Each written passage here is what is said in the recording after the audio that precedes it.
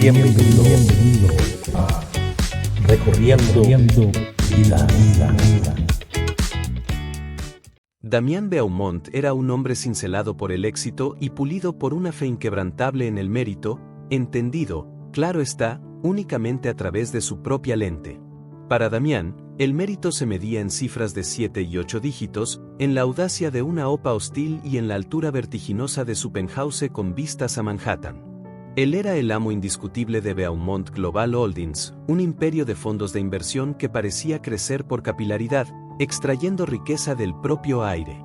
Su oficina era un santuario de cristal y caoba, situada en el piso 52. Desde allí, el mundo se veía pequeño, y las preocupaciones de la gente común, irrelevantes. Damián, de 36 años, soltero por elección y cínico por convicción, creía firmemente que la posición social era un reflejo exacto del valor intrínseco de una persona. Y esa creencia era la armadura con la que miraba a todos los que consideraba por debajo de su estrato. Entre los engranajes de acero y seda de su corporación, existía una joven que, para Damián, era poco más que un espectro silencioso, Elena Castillo. Elena era la chica de servicio. Su tarea principal era garantizar que las jarras de agua estuviesen siempre llenas y frescas, que las bandejas de café expreso llegaran a tiempo a las salas de juntas, y que el polvo no osara posarse en los vastos escritorios de mármol. Para Damián, ella era la encarnación del telón de fondo, el recordatorio mudo de que la meritocracia tenía escalones y que había quienes simplemente limpiaban los escalones. Damián casi nunca le dirigía la palabra. Si necesitaba algo, lo pedía con un leve movimiento de cabeza o un monosílabo dirigido a su asistente, como si la interacción directa con Elena pudiese contaminar su aura de magnate. Cuando Elena entraba en su oficina, él ni siquiera levantaba la vista de sus pantallas de cotizaciones. La consideraba eficiente, casi invisible, y, por tanto, cumplidora de su función dentro del orden social. Es una lástima, había comentado una vez a su socio de forma condescendiente, mientras observaba a Elena colocar vasos de cristal en una mesa. Tanta juventud desperdiciada en tareas que no requieren ni una pizca de talento real. Elena, sin embargo, estaba lejos de ser un desperdicio. Lo que Damián Beaumont desconocía, lo que jamás se le habría ocurrido preguntar, era que Elena Castillo no pertenecía naturalmente al estrato social que él le había asignado. La sangre que corría por sus venas era, de hecho, notablemente azul, aunque deslavada por la más cruel de las realidades, la quiebra. Su padre, el señor Ricardo Castillo, había sido un diplomático de carrera, un hombre brillante que había representado a su país con honor y distinción en capitales como Berlín, Londres y Buenos Aires. Elena había crecido en ese mundo de recepciones, negociaciones internacionales y bibliotecas llenas de primeras ediciones. Su infancia fue un tapiz de viajes y aprendizaje constante. A los 12 años, ya sostenía conversaciones fluidas en español, inglés y un alemán exquisito que había perfeccionado en el cuerpo consular de Baviera. Pero la diplomacia no paga los platos rotos de la ambición. Al retirarse, Ricardo invirtió la totalidad de los ahorros familiares en un proyecto de energías renovables gestionado por un viejo, amigo, con menos escrúpulos que talento. La burbuja estalló. El amigo desapareció, y la familia Castillo, de la noche a la mañana, pasó de cenar en vajilla de porcelana a luchar por pagar el alquiler de un modesto apartamento. El señor Castillo, un hombre noble pero frágil ante la derrota, cayó en una profunda depresión, y poco después enfermó gravemente, dejando a Elena y a su madre con una pila de deudas y un vacío inmenso. Elena, con la dignidad que solo una verdadera educación puede infundir, no se rindió. El título universitario que había comenzado a cursar era una meta lejana e inalcanzable. Lo urgente era sobrevivir. Su conocimiento de idiomas, que una vez fue un simple adorno social, se convirtió en su única herramienta de supervivencia. Fue así como logró un puesto de asistente de soporte logístico, un eufemismo que significaba la muchacha que se encargaba de las tareas menores y de apoyo. En las grandes empresas internacionales, siempre se valora, incluso para las labores más humildes, a alguien que pueda entender un rótulo o una instrucción en otro idioma. Su alemán, en particular, había sido el detalle que inclinó la balanza a su favor sobre otros candidatos para el puesto de limpieza. Así, Elena, con 20 años y un currículum interno que Damián jamás se había molestado en mirar, cruzaba el umbral de las oficinas con una cabeza alta. El uniforme de servicio era solo una capa, por debajo, su espíritu se mantenía inquebrantable, enfocado en el único objetivo que la definía, sacar a su madre adelante con el sudor de su frente y el recuerdo de su padre. La calma de la ignorancia de Damián se rompió una tarde de otoño. La tensión en Beaumont Global Holdings era palpable. Una gigantesca operación de fusión con un conglomerado alemán se había enredado. Los abogados de Múnich habían enviado un documento de última hora, un anexo legal de 70 páginas escrito en un alemán barroco y denso, plagado de jerga específica del derecho corporativo germano. El problema era urgente. El traductor oficial de Damián estaba hospitalizado. El plazo para firmar el preacuerdo se agotaba en 2 horas. Los vicepresidentes sudaban tinta fría. Damián, con el rostro contraído por la furia, estaba al borde de un colapso profesional. «Maldita sea, nadie en este piso puede descifrar esta jerigonza de Goethe y Nietzsche», tronó, golpeando el pesado papel contra el escritorio de caoba. La escena se desarrollaba en la sala de juntas principal. Elena estaba allí, reemplazando discretamente las tazas de café expreso por vasos de agua helada, una presencia tan inmaterial como el vapor del café. Ella escuchó la frustración, la desesperación y el desprecio en la voz de su jefe. Damián, dándose la vuelta para tomar un vaso, la vio por primera vez no como una función, sino como un obstáculo en el camino. Estaba tan desesperado que cometió un acto de burla. Tomó el documento de la mesa, un grueso legajo de folios encuadernados, y con una sonrisa sardónica que apenas alcanzó sus ojos, se lo ofreció a Elena. «Aquí tienes, señorita. Quizás usted, con esa calma oriental que irradia, pueda descifrar el destino de cientos de millones de dólares. ¿O es que el idioma del café es el único que domina?». Fue un golpe bajo, un acto de crueldad nacido del pánico. Elena no se inmutó. No había resentimiento en sus ojos, solo una evaluación tranquila de la situación. Su mano, que había estado a punto de tomar una jarra, se extendió con firmeza y tomó el documento que Damián había arrojado. «¿Me permite, señor Beaumont?». Su voz era baja, pero clara, resonando con una resonancia que nunca antes había utilizado en su presencia. Damián se quedó paralizado. Esperaba un balbuceo, una disculpa, la humillación. Lo que recibió fue una calma inquietante. Elena se apartó ligeramente de la mesa de conferencias, sus ojos fijos en las páginas. Pasó sus dedos por los encabezados de letra gótica moderna y leyó los primeros párrafos en silencio. Los vicepresidentes, tensos, miraban de Damián a la chica de servicio y de vuelta a Damián. El silencio se hizo total. Después de un minuto, Elena levantó la vista. No miró a Damián con desafío, sino con la profesionalidad de alguien que acaba de terminar un trabajo. «El problema no es la fusión, señor Beaumont. El problema es el Haftungsauslös», dijo, usando la palabra alemana sin esfuerzo. «La cláusula de descargo de responsabilidad. El equipo legal de Múnich ha introducido una revisión de último momento que altera la responsabilidad contractual en caso de incumplimiento de objetivos medioambientales futuros. En esencia, están exigiendo que Beaumont Global asuma el 85% de las penalizaciones potenciales por daños ecológicos que ni siquiera se han cuantificado aún, liberando a su matriz de toda responsabilidad a largo plazo». Hizo una pausa, y su tono se volvió más analítico, más preciso que cualquiera de los abogados presentes. «Si firma esto, no solo está comprando un conglomerado, sino que está comprando sus futuros litigios ambientales. Esto no es un anexo de procedimiento, es un cambio material en el acuerdo de riesgo. Es inaceptable bajo las condiciones que usted negoció la semana pasada». La sala de conferencias, ese templo del poder financiero, quedó sumida en un asombro sepulcral. Damián sintió que la sangre se le helaba.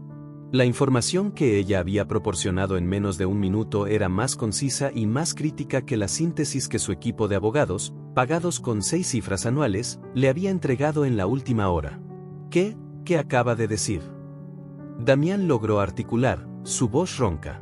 Elena le devolvió el documento con la misma cortesía con la que le devolvería un vaso vacío. «Que el equipo de Múnich está jugando al ajedrez, señor Beaumont. Y la pieza que acaban de mover es el pasivo ambiental. Mi padre decía que los diplomáticos son los mejores jugadores de ajedrez del mundo.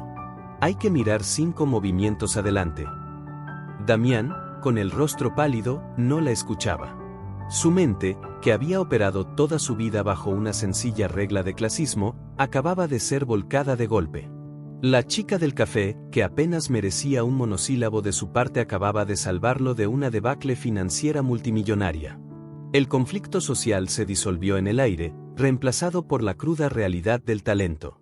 Damián despidió a su equipo con un gesto de la mano. Necesitaba estar solo con la mujer que había despreciado. ¿Usted habla alemán?, preguntó Damián, sintiéndose estúpidamente obvio. Y también inglés, señor Beaumont. Crecí con ellos. Mi padre era diplomático, explicó Elena con sencillez, sin buscar ni ofrecer disculpas por su actual posición. La verdad se derramó lentamente, gota a gota.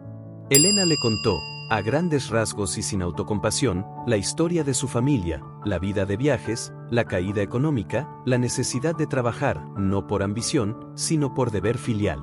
El rostro de Damián reflejó una serie de emociones que nunca antes había permitido: vergüenza, admiración y, por primera vez, una punzada de auténtico interés humano. Había juzgado el libro por su cubierta más humilde, sin importarle que las páginas internas estuviesen escritas con oro. Pero si usted conoce el idioma y la cultura legal, ¿por qué está? Damián no pudo terminar la frase. Elena le dio la respuesta que era, en sí misma, la lección oculta. Estoy aquí porque necesitaba el sueldo de inmediato, señor Beaumont. Y mi currículum en este país mostraba, hija de diplomático caído en desgracia, y no, traductora.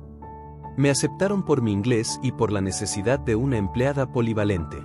La dignidad de mi padre me enseñó que si te ves obligado a limpiar suelos, debes limpiar los suelos con excelencia. Y eso hago. Es un trabajo honesto. Damián, el hombre que creía que el éxito era una línea recta y que la pobreza era una mancha moral, sintió que su torre de prejuicios se agrietaba. Pero la sorpresa de Elena no había terminado. Mientras Damián, ahora humillado y fascinado, revisaba el documento alemán y comenzaba a renegociar con Múnich, Elena le ofreció un consejo final, nacido de su experiencia real, no de teorías de inversión. Señor Beaumont, si me permite. Cuando estuve en Bruselas, mi padre asistía a reuniones sobre la nueva normativa portuaria para contenedores automatizados. Las empresas que inviertan ahora en la modernización de los sistemas logísticos del Atlántico Norte, estarán 5 años por delante. He visto la ineficiencia de los viejos puertos, el futuro de la inversión está en la automatización de la ruta Amberes-Hamburgo. Damián, un genio financiero, solía pagar a consultores fortunas por esta clase de análisis predictivo. Ahora, la chica de servicio, basándose en la observación de sus años de vida itinerante, le estaba dando una pista de inversión que resonaba con una lógica impecable. Esa tarde, la perspectiva de Damián Beaumont cambió para siempre. Descubrió que el mérito no era un privilegio, sino una cualidad que podía residir en la persona más inesperada, oculta bajo el velo de la necesidad. Y que el verdadero esfuerzo no era solo escalar la cima, sino mantener la dignidad mientras se está en la base. Damián no solo había encontrado una traductora brillante, había encontrado un faro moral que iluminaba las fallas de su propia soberbia. El camino hacia el amor, un camino que Damián no sabía que buscaba, comenzaba precisamente aquí, en el profundo respeto por el valor inesperado y la admiración por la fuerza de carácter.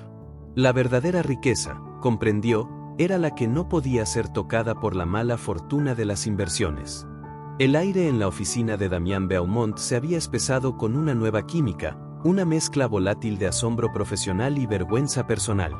La armadura de Damián se había roto, pero el hombre debajo de ella era aún torpe en el manejo de emociones humanas complejas. Esto se acabó, declaró Damián, señalando el uniforme de Elena. A partir de mañana, usted deja el servicio. Su puesto es ahora, analista de inteligencia geopolítica y enlace europeo, y reportará directamente a mí. El salario será acorde a la función, no a su pasado. Elena lo miró fijamente. Había esperado una oferta, quizás una promoción interna a secretaria bilingüe, pero esto era un salto meteórico. Su voz, sin embargo, se mantuvo firme. Acepto la función, señor Beaumont. Pero le pido que no me ascienda por pena o por un favor. Hágalo por la lógica de los negocios. Si me necesita para evitar que su empresa compre sus litigios ambientales futuros, entonces mi sueldo es una inversión, no una caridad. Damián sintió una punzada de irritación, seguida de una admiración aún mayor. Ella no le estaba pidiendo dinero, estaba exigiendo reconocimiento. De acuerdo, señorita Castillo. Es una inversión. Y ya he tomado su otro consejo. En ese momento, Damián reveló que, basándose en la idea de la automatización de la ruta Amberes-Hamburgo, había desviado discretamente una porción considerable de capital para adquirir acciones en 2 empresas tecnológicas especializadas en logística robótica portuaria. Era un movimiento especulativo, arriesgado, que no había consultado con nadie más. Era su prueba de fuego para Elena. Elena asintió, su rostro inexpresivo. Mi padre me enseñó que la mejor inversión no es la que da el rendimiento más alto, sino la que tiene la lógica más innegable, señor Beaumont. Y la lógica, al final, siempre se paga. En las semanas siguientes, Elena se transformó.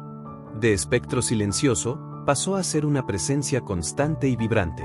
Su escritorio se ubicó estratégicamente cerca de la suite ejecutiva. Vistiendo trajes sencillos pero elegantes, el fruto de su primer aumento de sueldo, su belleza sobria y su inmensa cultura se hicieron evidentes. En reuniones con directivos, ya no servía café, sino que traducía simultáneamente documentos legales y ofrecía insights geopolíticos que desarmaban las presunciones de hombres mucho mayores y más experimentados.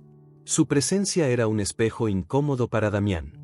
Ella era la prueba viva de que su rígido sistema de clasificación social era defectuoso, un agujero negro en su lógica de meritocracia. Él se vio obligado a tratarla como una igual, luego como una superior intelectual en ciertos temas, y finalmente, como la única persona en la empresa que lo desafiaba sin miedo. El primer gran conflicto no vino de Damián, sino de su entorno. 3 meses después de su ascenso, los fondos que Damián había invertido discretamente en la automatización portuaria de la ruta Amberes-Hamburgo se dispararon. Las acciones de las empresas de logística robótica habían explotado, impulsadas por un nuevo paquete de subvenciones de la Unión Europea que la vieja guardia de Beaumont Global no había anticipado. Damián convocó una junta de accionistas extraordinaria. La alegría era palpable. El rendimiento de este fondo ha superado nuestras expectativas en un 320%, anunció Damián con una sonrisa triunfal. La idea provino de una nueva analista que predijo la relevancia de la normativa de Bruselas. Señorita Castillo, ¿le importaría explicar su tesis sobre la innegable lógica del transporte de contenedores? Elena se puso de pie. Explicó, con la misma claridad y concisión que había demostrado en la sala de juntas, como la observación directa de la ineficiencia logística en los puertos antiguos de su juventud la llevó a entender que la automatización no era una opción, sino una necesidad económica ineludible. Su explicación fue impecable, pero la reacción del círculo interno de Damián fue mixta, admiración para algunos y una profunda envidia y desconfianza para otros. Richard Thorne, un socio de toda la vida y guardián de la ortodoxia social de Damián, fue el primero en atacar. Un hombre con un linaje tan impecable como su cuenta bancaria. Damián, el resultado es impresionante, por supuesto. Pero esta, señorita, ¿no era la chica del servicio hace apenas unos meses? Con todo respeto, la información provino de un golpe de suerte, o quizás de un contacto informal de su padre que se dedica a las finanzas. No podemos basar nuestras estrategias en la intuición de una empleada recién ascendida. El silencio que siguió fue tenso. La vieja armadura de Damián se había caído, pero la de su socio seguía intacta. Thorne estaba midiendo el mérito de Elena no por el rendimiento, sino por el origen. Damián sintió que la rabia le subía por la garganta. Era la rabia de la autocorrección. Estaba defendiendo los nuevos valores que Elena le había inculcado. Richard, dijo Damián, su voz cortante como el cristal. La señorita Castillo no obtuvo esto de un contacto, sino de la observación y el esfuerzo. Ustedes me han cobrado millones por análisis que no vieron esta oportunidad. Ella me la dio gratis mientras limpiaba el café. Usted habla de intuición, yo hablo de conocimiento de primera mano y de un talento que su ceguera por el estatus social le impidió ver. Damián se volvió hacia Elena, dándole la espalda a Thorne. Era un gesto público de lealtad. Señorita Castillo, ¿Existe alguna duda de la rentabilidad a largo plazo de esta inversión? No la hay, señor Beaumont, respondió Elena, su voz tranquila y digna. La inversión se basa en la dirección ineludible del progreso, no en la flecha de la buena fortuna. La necesidad siempre empuja a la innovación. Es la única ley económica que nunca falla. El argumento de Elena fue el golpe de gracia. Damián levantó la sesión. Había ganado en la inversión, pero había declarado una guerra silenciosa a sus viejos amigos. La noche siguiente, la tensión social entre ellos era palpable. Damián se sintió impulsado a enmendar su pasado desprecio, pero no sabía cómo. Las flores y los regalos caros le parecían insultos a su dignidad. Se acercó al escritorio de Elena al final del día. Ella estaba doblando una bufanda que llevaba puesta. Señorita Castillo, dijo Damián con una formalidad inusual. Esta noche, permítame que le agradezca apropiadamente. No con una bonificación, sino con una cena.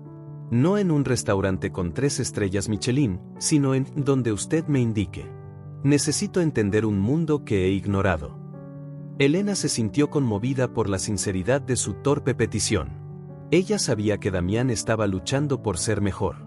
Si quiere entender, señor Beaumont, entonces no me lleve a su mundo ni a un mundo neutral.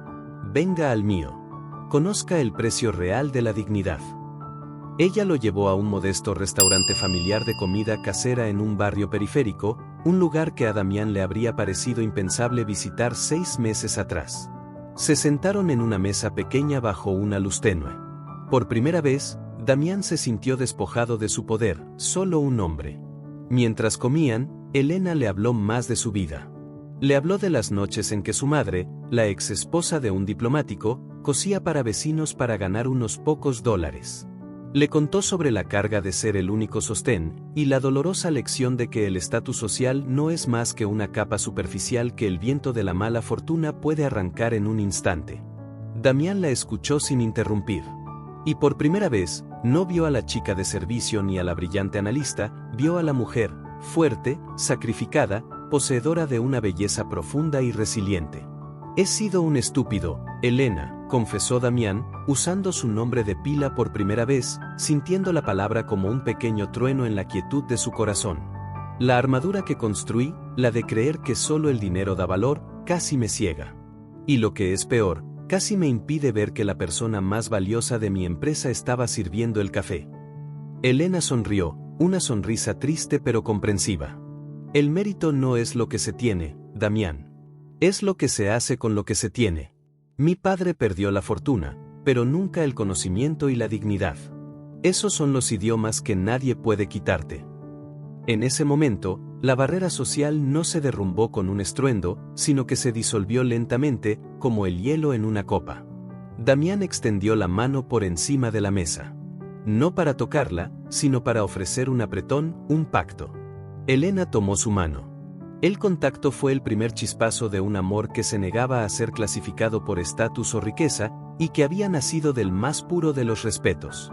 El amor que Damián no sabía que buscaba había encontrado la única manera de llegar a él, a través de una lección de vida que él, el genio financiero, tenía que aprender de la persona más humilde.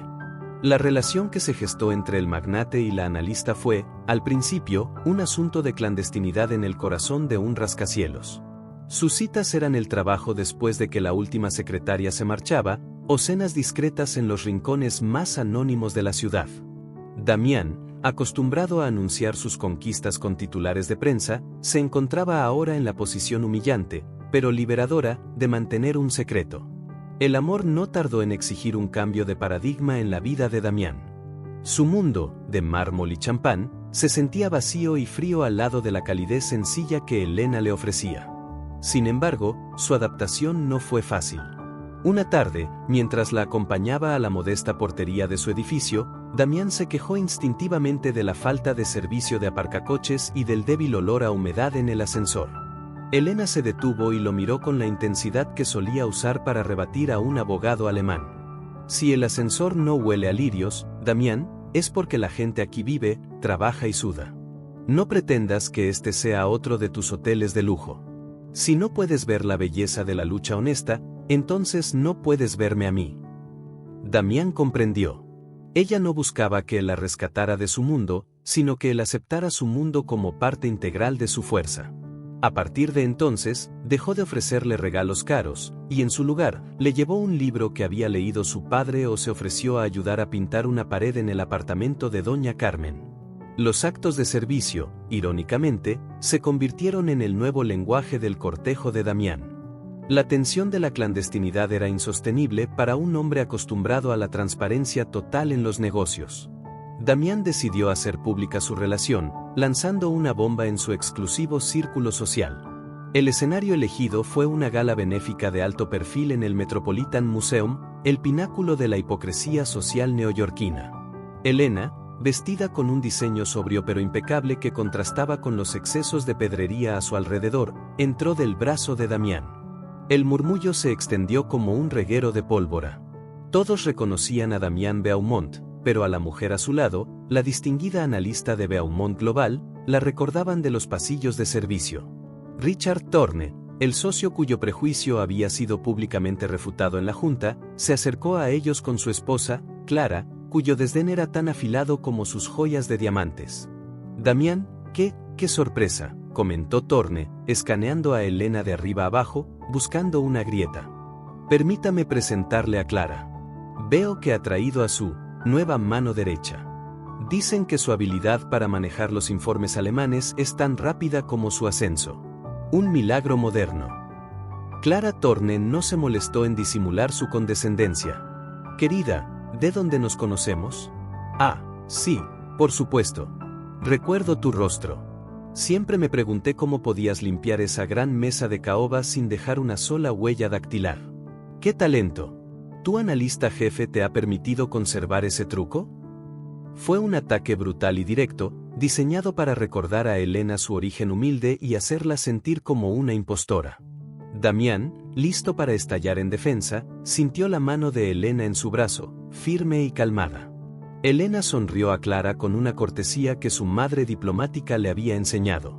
Su alemán impecable, en ese momento, se convirtió en su arma secreta. Señora Thorne, me halaga que recuerde mis habilidades en tareas prácticas. De hecho, la limpieza y el servicio me enseñaron dos lecciones invaluables que no se aprenden en la universidad. Ordnung, orden, y Pünktlichkeit, puntualidad. El orden es fundamental en los negocios, y la puntualidad, imprescindible en la diplomacia, comenzó Elena, manteniendo su tono ligero y erudito. Luego, se dirigió a Richard Thorne con una mirada de genuina preocupación. Hablando de orden, señor Thorne. Me tomé la libertad de revisar los informes de riesgo de nuestro competidor en Europa. He notado que tienen una exposición considerable en bonos de alto riesgo en Italia.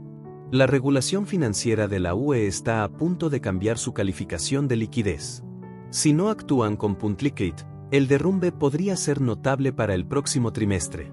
Un buen consejo: la información más vital a menudo se oculta en los pequeños detalles, concluyó. Thorne se quedó helado. La mención del riesgo italiano era un secreto celosamente guardado en su mesa de operaciones. Elena no solo había demostrado que no era una advenediza afortunada, sino que su intelecto diplomático le permitía convertir una ofensa social en una declaración de superioridad profesional. Al retirarse, Clara susurró a su esposo: esa mujer tiene colmillos de acero.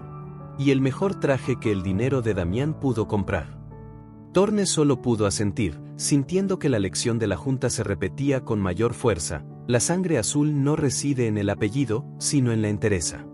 El desafío más importante, sin embargo, no fue el establishment de Damián, sino la madre de Elena.